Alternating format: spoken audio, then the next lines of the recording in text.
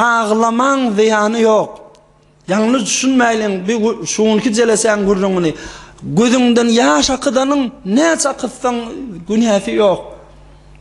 Hatta Peygamberimiz aleyhissalatu vesselam vakti ki 60 yaşınlaka halkın deyani kaka olyan vaktlarına inni bir dede olup erkecik oğul İbrahimcan 4-5 yaşa yetip kucağına alıp boynuna alıp götürýände çağası acal yetip de öz kucağına can veren moğa فجعلت عينا رسول الله صلى الله عليه وسلم تذرفان Peygambercan aleyhissalatu vesselam'ın mübarek gözlerinden yaşlar akmağa durdu diye.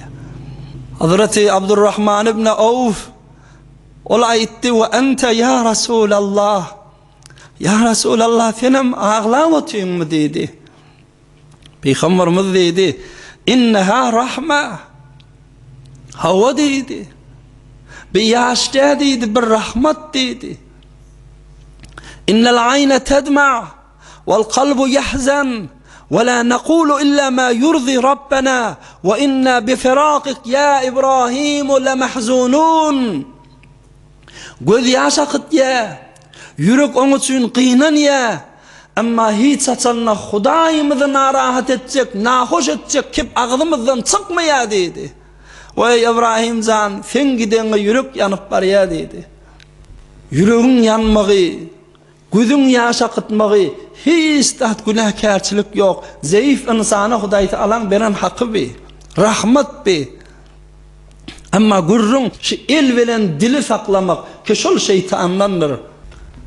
Bir ahun doğan olup, siz Türkmen ilatıma, bir isligim ma, şu musibet düşen yerine, eğer şunu ferhen edip bilsek, özü aralığımıza yördüp bilsek, şu ulu günah-ı kebire olan bir haram işi aramızdan, musibetimizden ayırıp yani bir ulu soğavi yerine yerleştirip bilsek, ulu kon işi bitirdiğimiz.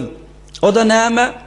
Geleyliğin ayetler için, musibetler için bir tofar vasailler vakfedip koyuluptur.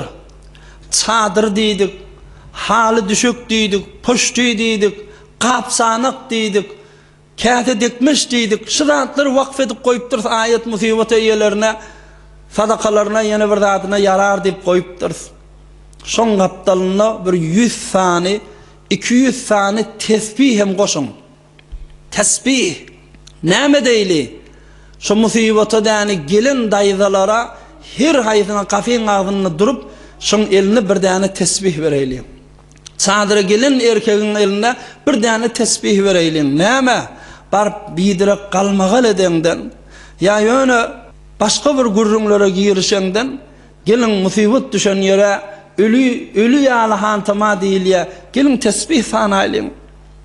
Tavabını öyle bağışlaylin. Nahat olokon akliş, nahat olokon bir yürek ginlik berzek var. Ala bi zikrillahi tatmainnul kulub. Allah'ın aydan beren vaadesi değil mi? Yüreğin parkıllap, yarılıp var yaka, Hudayı ağlasan, Allah dilinde olsa Huday yüreğine ginlik berzek deyiptir ahirim. Gel şol ölüyük dertleşme için var yer.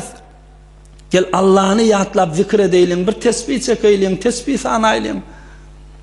Asan 70 min tane la ilahe illallah bir hatmın sogabı var deyiptirler. Nagat olokonlat şunu getirin uyuşup sanaylin.